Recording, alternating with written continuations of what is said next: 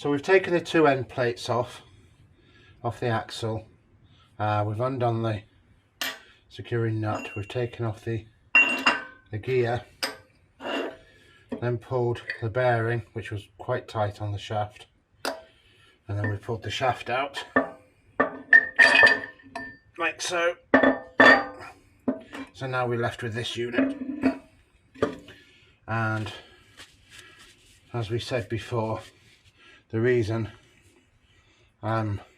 we wanted this out of the way is because this area was obscuring us for machining this broken part out here, this broken bolt. So now we've got that all apart, we're going to put it onto the milling machine, and then we're going to see what we can do about extracting 1, 2, 3, 4 in this case. Yeah, so I'll meet you over there. And for those that are on this channel, I've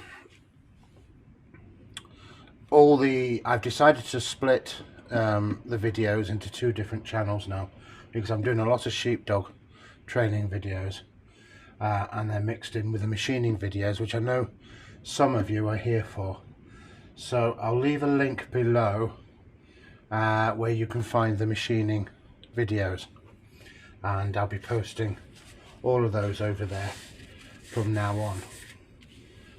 I hope that doesn't upset anybody, and I hope some people are happy that the 2 subjects have been divided.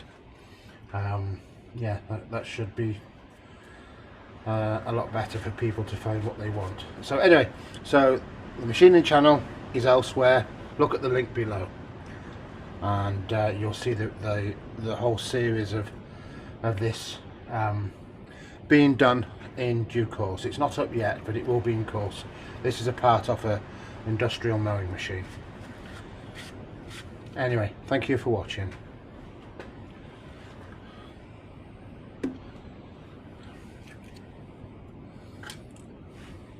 Stop recording.